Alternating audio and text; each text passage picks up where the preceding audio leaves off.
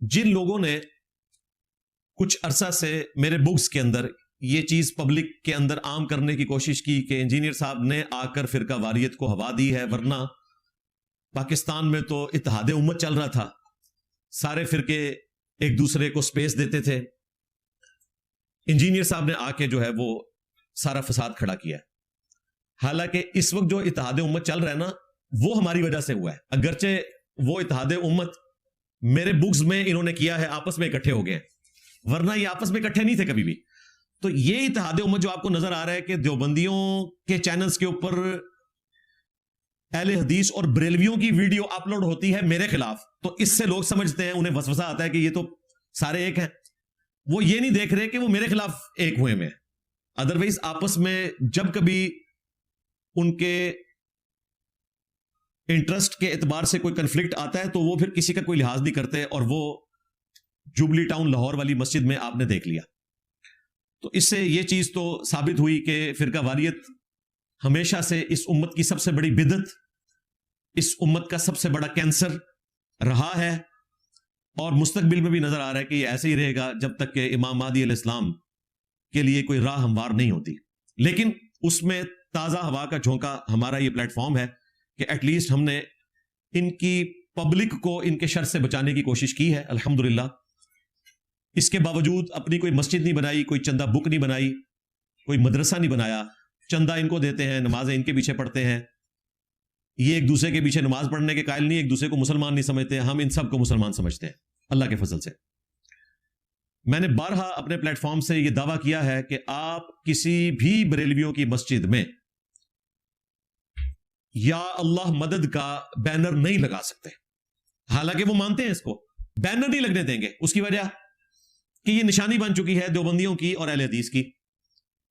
وہ کہیں گے آپ صرف یا اللہ مدد نہ لکھیں، اس کے نیچے آپ یا رسول اللہ مدد بھی لکھیں، یا علی مدد بھی لکھیں، یا شیخ عبد القادر جیلانی مدد بھی لکھیں، پھر تو ہم لگنے دیں گے۔ صرف یا اللہ مدد لکھیں گے تو یہ تو سلوگن ان کا ہے، اگرچہ ہم بھی مانتے ہیں۔ اسی طریقے سے کبھی کسی دیوبندی یا اہل حدیث کی مسجد میں لبیک یا رسول اللہ کا کوئی بینر آپ لگا ہوا نہیں دیکھیں گے، چاہے آپ ان کو دلائل بھی دیں، وہ کہیں گے کہ جی بالکل دلائل اپنی جگہ، لیکن یہ چونکہ بریلوی فرقے کی نشانی بن چکی ہے، اس لیے ہم لبیک یا رسول اللہ نہیں لکھیں گے۔ میں المدد یا رسول اللہ کی بات نہیں کر رہا، لبیک یا رسول اللہ کی، انشاءاللہ میں اسے آج ڈسکس بھی کروں گا۔ آلموسٹ کوئی 2-3 سال پہلے آپ کو پتا ہے سیالکوٹ میں ایک کرسچن سری لنکن تھا جسے ایک سٹیکر کے اتارنے کے اوپر بے دردی کے ساتھ قتل کیا گیا۔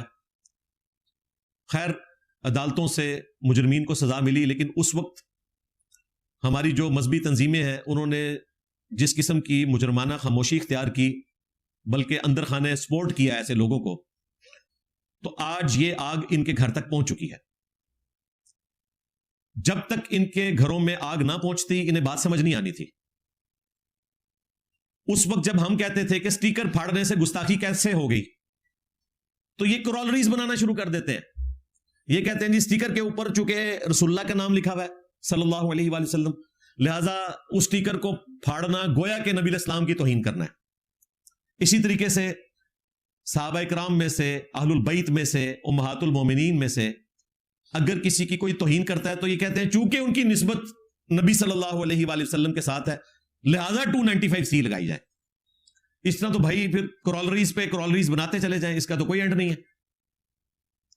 حالانکہ پاکستان کے قانون میں 295A اور 298A یہ توہین مذہب کی دفعات ہیں، 10 سال تک قید ہے اس کے اوپر۔ 295B جو ہے وہ توہین قرآن سے ریلیٹڈ ہے، اور 295C جو ہے وہ توہین رسالت سے متعلق ہے، جس کے اوپر ڈیتھ پینلٹی بھی ہے۔ لیکن اگر آپ کرولریز بنا کے ہر چیز کو توہین رسالت میں ڈالنا شروع کریں گے تو آج پھر اہل حدیث فرقہ جنہوں نے اتنا ہنگامہ کھڑا کیا ہوا تھا کچھ عرصہ پہلے، تو ان کے گھر میں بھی آگ پہنچ گئی۔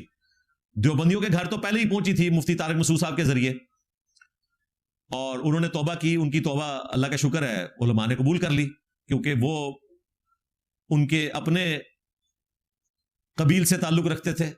مجھا یہ پیڑا ہوندیاں نے، بھینسیں جو ہیں وہ بھینسوں کی بہنیں ہوتی ہیں۔ ہاں کوئی اور کرے تو اسے یہ کہتے ہیں کہ سرتن سے جدا، مولوی کوئی کرے تو کہتے ہیں جی ہم توبہ کا مطالبہ کرتے ہیں۔ ہم کہتے ہیں سب سے ہی توبہ کا مطالبہ ہونا چاہیے. باقی توہین جو کسی کی طرف منسوب کی جائے اس کا فیصلہ کورٹ کرے. علماء کا, ان کی کٹر پبلک کا کام نہیں ہے کہ وہ توہین رسالت کا اس طرح فیصلہ کرتے پھرے. ظاہر ہے اس کے پیچھے پھر فرقہ واریت بھی آ جاتی ہے. تو میرا موقف یہ ہے کہ اگر انہوں نے بینر اتار بھی دیا تو اس میں کوئی گستاخی والا معاملہ نہیں ہے, نہ اس کی بنیاد کے اوپر یہ کہنا چاہیے کہ انہیں پھانسی دی جائے. یہ بالکل نان سینس بات ہے, اس کا دین سے کوئی تعلق نہیں. علمی پوائنٹ نمبر 2, ہشام الہی ظہیر صاحب حفظہ اللہ تعالیٰ کے جو بڑے بھائی ہیں ابتسام الہی ظہیر صاحب, ان کی جو ویڈیو آئی سامنے, اس میں وہ اسی طریقے سے چیخ چیخ کے گفتگو کر رہے ہیں جس طرح میرے بارے میں کچھ عرصہ پہلے تک کرتے رہے. اور ان کے جملے سنے تو لگتا ہے کہ ان میں انجینئر کی روح آ گئی ہے. وہ کہہ رہے ہیں کہ اگر آپ اس طرح لوگوں پہ توہین کا الزام لگائیں گے, تو اس طرح سوشل میڈیا کے اوپر پھیلائیں گے, تو لوگوں کی جانیں ونریبل ہو جائیں گی. ان دونوں بھائیوں سے پوچھیں کہ جب تم لوگ ہر جمعے کے خطبے میں سینکڑوں کے مجمع میں یوں ہاتھ اٹھا کے کہتے تھے کہ جیلم جاؤ گے, اسے روڈز پہ گھسیٹو گے, اس وقت میری لائف ونریبل نہیں ہو رہی تھی. آج جب اس کی ہیٹ تمہارے گھر تک پہنچی تو تمہیں یہ اندازہ ہوا. اور پھر وہ کہتے ہیں ہم جی قسم دینے کے لیے تیار ہیں کہ ہم نے کوئی اس قسم کی توہین نہیں کی, ہم مباہلہ کرنے کے لیے تیار ہیں. مباہلہ تو ان کی زبان پہ ہر وقت چڑھا رہتا ہے. وہی پھر اسی طریقے سے چیخ چیخ کے قل تعالوا ندعو ابناءنا وابناءکم. کو تعصب کا مقام یہ ہے کہ رات کو فقط مسجد کے تنادے کو اپنے سائڈ پہ کرنے کے لیے بھائی آپ نے شامل ہے ظہیر اور حسن مدنی کا الزام لگا دیا تو ادھر ساتھ کہ لوگ درود و سلام کی توہین ہوئی, ساتھ میری بھی تصویر لگا دی گئی, پھانسی کے پھندے میرے گلے میں ڈال کے پورے انٹرنیٹ پہ پھیلا دی گئی. آج بھی میں جلالی صاحب کو اس بات کا چیلنج دینا چاہتا ہوں. تم کہتے ہو وہاں پر درود و سلام کی توہین کی ہے, اللہ کے فضل و کرم سے مسجد کے منبر کے اوپر موجود ہوں, اللہ تبارک و تعالیٰ کا کلام ہمارے ہاتھ میں, ہم تو صرف موجود ہی نہیں جب مسجد کو ڈی سیل کیا گیا, تو تم پھر بھی ہمارے اوپر اس بات کی الزام لگانا چاہتے ہو. قالوا ندعو ابناءنا وابناءکم, اور جاؤ تم اپنے بیٹوں کو لے کے آؤ, اپنے بیٹوں کو لے کے آتے ہیں, تم اپنی عورتوں کو لے کے آؤ, ہم اپنی عورتوں کو لے کے آتے ہیں, ہم اپنی جانوں کو لے کے آؤ, اپنی جانوں کو لے کے آتے ہیں. ثم نبتہل فنجعل لعنۃ اللہ للکاذبین, پھر مبالغہ کرتے ہیں کہ جس نے درود و سلام کی توہین کی ہو, حضرات گرامی اگر تمہاری ذریت بھی آ جائے, تمہارے اگلے پچھلے بھی آ جائیں, اس بات کو ثابت نہیں کر سکتے. اور اس طرح وہ چیختے ہیں, گرجتے ہیں کہ مطلب کوئی کفر اسلام کا مسئلہ بن گیا آپس میں بھی. اور میں پھر بھی کہوں گا کہ یہ کوئی طریقہ نہیں ہے کہ کسی کے اوپر توہین مذہب کا الزام لگایا جائے اور اس کے بعد وہ بیچارہ پوری زندگی صفائیاں دیتا رہے. اس کو قانونی طریقے سے سیٹل ڈاؤن کریں. میرے حوالے سے بھی میں ان کو کہتا ہوں آپ کو کوئی ایشو ہے تو آپ قانوناً اس کو پروسیڈ کریں. اچھا قانوناً یہ پروسیڈ اس طرح کرتے ہیں کہ زبردستی ایف آئی آر کٹوانے کی کوشش کرتے ہیں. مسئلہ رجب بٹ کا ہوا, وہ بھی 2 سال پرانی ویڈیو کا, 2023 کی, اور میرا نام بیچ میں ویسے ہی لے رہے ہیں. مسئلہ ان کے اپنے مولانا امیر حمزہ صاحب کا ہوا, میرا نام بیچ میں ویسے ہی لے رہے ہیں, اور ان سے توبہ کروا لی ہے, ان پہ ایف آئی آر نہیں کٹوائی, انہوں نے توبہ کروا لی ہے. ہر معاملے میں میرا نام بیچ میں ویسے ہی نام برکت کے طور پہ ڈال دیتے ہیں. اور آج تک یہ کافی زیادہ ایف آئی آرز میرے اوپر کٹوا چکے ہیں, اور اللہ کا شکر ہے جوڈیشری میں جا کے وہ ایف آئی آرز فارغ ہو چکی ہیں, ایف آئی اے میں بھی فارغ ہو چکی ہیں, کیونکہ یہ آؤٹ آف کانٹیکسٹ کلپس کاٹتے ہیں. تو اس کا انجام یہی ہوگا. میں ان دونوں بھائیوں کو بارہا ریکویسٹ کر چکا ہوں کہ تم لوگ آئے دن جو مباہلے والی آیت پڑھتے ہو, سورہ آل عمران کی آیت نمبر 61, قل تعالوا ندعو ابناءنا وابناءکم ونساءنا ونساءکم. تو یہ جو آیت مباہلہ ہے, اس کی جو تفسیر آئی ہے صحیح مسلم میں 6220 نمبر حدیث, اس کے ساتھ ملا کر یہ پورا واقعہ کبھی اپنے ممبر سے بیان کر کے بتا دو. تمہیں تو آئے دن شوق ہے نا آیت مباہلہ پڑھنے کا. جو نجران کے کرسچنز کے ساتھ نبی الاسلام کا مباہلہ ہوا تھا, تو وہ واقعہ جو صحیح مسلم میں رپورٹ ہوا جس کے کانٹیکسٹ میں یہ آیت نازل ہوئی ہے, وہ تم حدیث کبھی اپنے ممبر سے نہیں سنا سکتے. اور اس حدیث کے کانٹیکسٹ میں امام ابن تیمیہ جو ان کے لیے شیخ الاسلام ہیں, بلکہ ان کے تو امام اعظم ہی ہیں, انہوں نے منہاج السنہ میں جو کچھ اس کے کانٹیکسٹ میں لکھا وہ بتا نہیں سکتے اپنی پبلک کو. اللہ کا شکر ہے 3 سال ہے انہیں توفیق نہیں ہوئی وہ حدیث بیان کرنے کی, کیونکہ اس میں ان کے ماموں کا نام آ جائے گا, اور یہ ماموں بچاؤ مہم کے اوپر لگے ہوئے ہیں, اس کی بنیاد کے اوپر امت کو ماموں بنا رہے ہیں. تو آج مجھے پھر موقع ملا ہے, میں آپ سے یہ ریکویسٹ کروں گا, چیلنج نہیں دے رہا, پہلے چیلنج دیتا تھا, لوگ کہتے ہیں یہ سخت بات کرتا ہے, چلیں ہم معصومانہ ریکویسٹ کرتے ہیں, بلکہ بقول مفتی منیر صاحب کے ہم کرتے رہے ہیں, کرتے رہتے ہیں, کرتے رہیں گے, کہ یہ جو حدیث مباہلہ ہے 6220 صحیح مسلم کی, یہ پبلک کے اندر بیان کرو جو کچھ اس کے اندر لکھا ہوا ہے.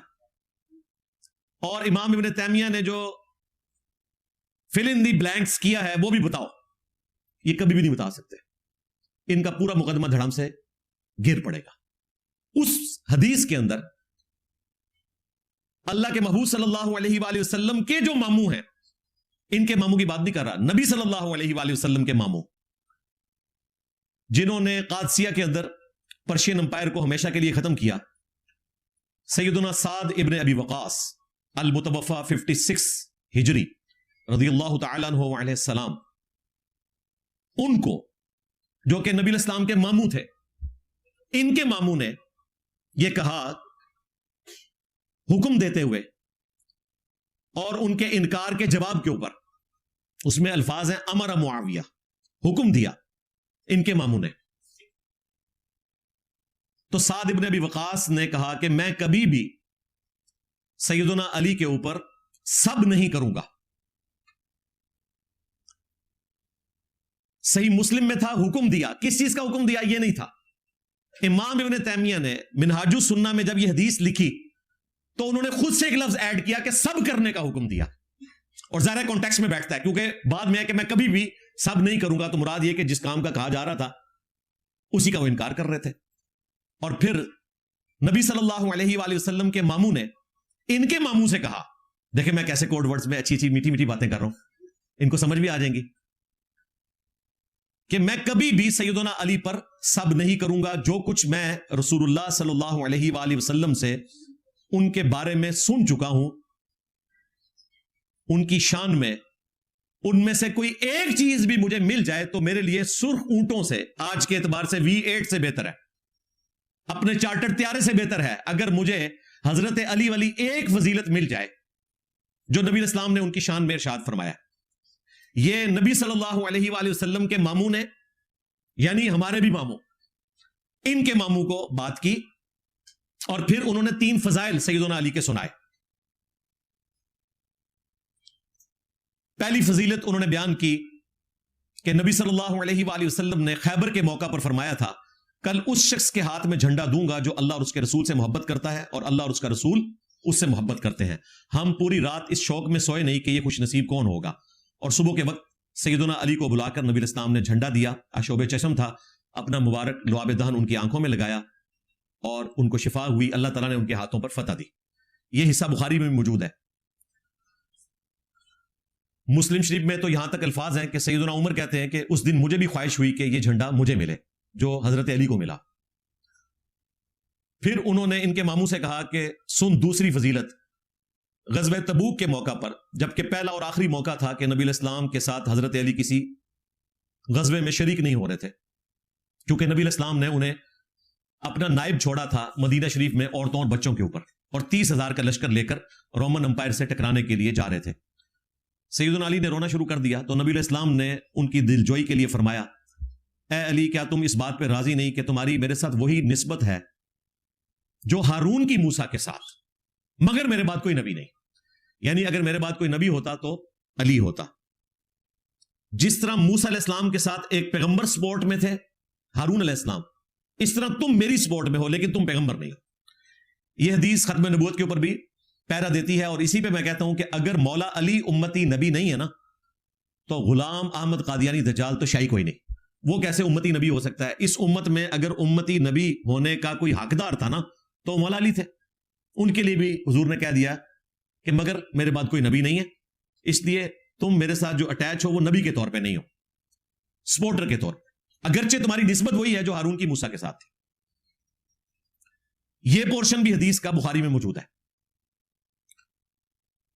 تیسری فضیلت انہوں نے ان کے ماموں کو بتائی کہ جب نجران کے کرسچنز آئے تھے اور اللہ تعالیٰ نے یہ حکم نازل فرمایا, قُلْ تَعَلَوْا نَدْعُ أَبْنَاءَنَا وَأَبْنَاءَكُمْ, اے محبوب ان سے فرماؤ کہ اب لے آؤ تم اپنے بیٹوں کو ہم بھی اپنے بیٹوں کو لے آتے ہیں, ہم بھی اپنی عورتوں کو لے آتے ہیں, تم بھی اپنی عورتوں کو لے آؤ, ہم بھی خود آ جاتے ہیں, تم بھی خود آ جاؤ, اور پھر اللہ کے حضور دعا کرتے ہیں کہ جو جھوٹا ہے اس پہ اللہ کی لعنت ہو. اس کو مباہلہ کہا جاتا ہے. تو نبی صلی اللہ علیہ وآلہ وسلم کے ماموں نے کہا ان کے ماموں سے کہ اس موقع پر اللہ کے محبوب صلی اللہ علیہ وآلہ وسلم سیدنا علی, حسن, حسین اور سیدہ فاطمہ کو اپنے ساتھ لے کر آئے اور اللہ کے حضور دعا کی, اللہم ہؤلاء اہل بیتی, اے اللہ یہ میرے اہل بیت ہیں. تو یہ فضیلت بھی سیدنا علی کے لیے خاص ہے. یہ 3 فضائل سنائے ہمارے ماموں نے ان کے ماموں کو. مسلم شریف میں یہ حدیث اتنی ہی ہے, سیم 100% اسی سند کے ساتھ یہ حدیث سنن نسائی الکبریٰ کے اندر ہے. اس کا جو چیپٹر ہے خصائص علی, وہ اردو میں پرنٹ ہو چکا ہے تحکیم کے ساتھ. شیخ غلام مصطفیٰ ظہیر صاحب امن پوری, انہوں نے اس کے اوپر تحکیم لگائی ہے, وہ ہم اٹیچ کر دیں گے. تحکیم کی تو اس معاملے میں ضرورت نہیں, وہ سند وہی ہے جو صحیح مسلم کی ہے. اس میں آگے الفاظ ہیں, سعد ابن ابی وقاص کا بیٹا کہتا ہے کہ پھر جتنے دن ان کے ماموں مدینہ شریف رہے تو سیدنا علی کے بارے میں ایک جملہ بھی انہوں نے تنقیص کا اپنی زبان سے نہیں نکالا, کیونکہ ہمارے ماموں نے ان کے ماموں کو ڈانٹا ایسا تھا. تو اس سے پتہ چل گیا کہ جو امام نووی نے اپنی شرح میں ان کے ماموں کا دفاع کرنے کی کوشش کی کہ وہ تو فضائل سننا چاہ رہے تھے, لوگ سب کرتے تھے, تو انہوں نے کہا تم کیوں نہیں کرتے ہو, مجھے کوئی فضائل سناؤ, میں لوگوں کو قائل کروں. سبحان اللہ. تو حدیث کے تمام طرق حفاظت کرتے ہیں کہ اصل معاملہ کیا تھا. خیر, یہ چیز مانتے ہیں, وہ کہتے ہیں سب آپ کو سمجھ نہیں آیا, سب کا مطلب ہمیشہ گالی نہیں ہوتا, تنقید بھی ہوتا ہے. اچھا, دوسری طرف یہ جو حدیث آپ کو بخاری مسلم کی سناتے ہیں نا, وہاں تنقید ترجمہ نہیں کرتے, وہاں کہتے ہیں میرے صحابہ کو گالی مت دو, وہاں بھی تنقید ترجمہ کر لیا کرو. اور وہ حدیث بھی یہ پوری نہیں بتاتے, وہ تو صحیح مسلم میں ہے کہ وہ عبد الرحمن بن عوف رضی اللہ تعالیٰ عنہ کو حضرت خالد ابن ولید نے گالی دی تھی, تو نبی علیہ السلام نے کہا تھا خالد اب تم میرے صحابہ کو گالی نہ دو. حالانکہ حضرت خالد بھی صحابی تھے, لیکن وہ بعد کے صحابی تھے, صلح حدیبیہ کے بعد, جب اسلام کا گراف اوپر جا رہا تھا. ہے دونوں صحابہ ہیں, لیکن نبی علیہ السلام نے فرق کیا اور ان سے کہا کہ اب تم احد پہاڑ کے برابر بھی سونا خیرات کر دو. 7.5 کلومیٹر پہ پھیلا ہوا احد پہاڑ, اگر اس کے برابر سونا تم خیرات کر دو تو میرے صحابی عبد الرحمن بن عوف نے جو ایک مد آلموسٹ 600 گرام خیرات کیا گندم, اس کے آدھے کو بھی نہیں پہنچ سکتا. پوری حدیث یہ تھی. خیر, ہم نے ان کا مسئلہ حل کیا کہ سب کا ترجمہ ہمارے امام نے ہمیں بتا دیا تھا. انہوں نے تو اپنی کنیت ابو الحسین رکھی ہوئی ہے, امام مسلم نے ابو الحسین مسلم بن حجاج القشیری رضی اللہ تعالی عنہ وعلیہ السلام ورحمہ اللہ تعالی. 6229 نمبر حدیث میں آتا ہے کہ بنو امیہ میں سے, آل مروان میں سے جب ایک شخص مدینے کا گورنر بنا, حاکم بنا, تو سہل ابن سعد السعدی کو منبر پر بلا کر کہا کہ تم حضرت علی کے اوپر سب کرو. تو انہوں نے انکار کیا, تو انہوں نے کہا کہ آپ چلیں اس طرح کہہ دیں لعن اللہ ابا تراب, حضرت علی کا نام نہ لیں, ان کی کنیت کہہ کے نا تو آپ کہہ دیں کہ ابو تراب پر لعنت, نعوذ باللہ. تو یہ سب کا ترجمہ صحیح مسلم میں ہوا ہے, لعنت بھیجتے تھے. اور کون کہتے ہیں جی وہ پتہ نہیں کون تھا, کوئی مجہول شخص تھا. مجہول نہیں بھائی, حاکم تھا وہ مدینے کا, ہاں مجہول نہیں تھا سرکار. جمعیت اہل حدیث کا وہ صدر تھا اپنے علاقے کا, ہاں وہ مجہول ہوگا مجھے بتائیں. کوئی عام اہل حدیث ہوتا تو یہ کہہ سکتے تھے, وہ جمعیت اہل حدیث کا صدر تھا ادھر کا, حجاز کا. ان کو یہ لینگویج سمجھ آئے گی کہ مجہول نہیں ہوتا بندہ جو صدر ہوتا ہے کسی علاقے کا, وہ سب سے بڑا کھڑپینچ ہوتا ہے وہاں کا. تو یہ بڑا کھڑپینچ تھا. اور آپ دیکھیں کہ یہ واقعہ خود بتا رہا ہے کہ جی جو لوگ کہتے تھے نا جی صلح حسن کے بعد ہر چیز سیٹل ڈاؤن ہو گئی تھی, اور یہ سب کچھ صلح حسن کے بعد ہو رہا ہے, کیونکہ مدینے میں آل مروان میں سے گورنر ان کے ماموں کے دور میں بنے ہیں, تو اس کا مطلب ہے کہ یہ بعد کا دور ہے. خیر, سب کا ترجمہ ہو گیا, ان کا مسئلہ بھی حل ہو گیا. اور مفتی تقی عثمانی صاحب نے جو اپنی بھولی بھالی پبلک کو دھوکہ دینے کی کوشش کی کہ سب کا مطلب تنقید ہوتا ہے, ٹھیک ہے تنقید بھی ہوتا ہے, لیکن یہاں پہ تنقید نہیں ہے. اور ویسے آپ کے نزدیک تو خلفائے راشدین کی تنقید کرنا بھی رافضیت ہے، تو اب مجھے بتاؤ کہ سب سے بڑے رافضی تو پھر بنو امیہ ہوئے، تم تو کہتے ہو تنقید کرنا بھی رافضیت ہے۔ تو سب کا ترجمہ صحیح مسلم میں ہوا ہے۔ اب اگر مفتی تقی عثمانی صاحب نے مسلم شریف نہیں پڑھی تو میرا تو کوئی قصور نہیں۔ ویسے اس سے بڑا فتویٰ بھی لگ سکتا ہے کہ انہوں نے پڑھ کے چھپایا، لیکن وہ بہت بڑا فتویٰ لگ جائے گا علماء یہود والا، تو ہم چھوٹا فتویٰ لگاتے ہیں کہ ان بیچاروں نے نہیں پڑھی ہوگی صحیح مسلم شریف، یا پڑھی ہے اوور لک ہو گئی ہے، جان بوجھ کے ایسا نہیں کیا ہوگا جو انہوں نے یہ جھوٹ بولا یا غلطی لگی ان کو، ہلکا لفظ استعمال کر لیتے ہیں۔ تو آپ دیکھیں کہ مسئلہ کہاں سے شروع ہوا اور مجھے کیا کچھ بیان کرنا پڑ گیا اس حوالے سے۔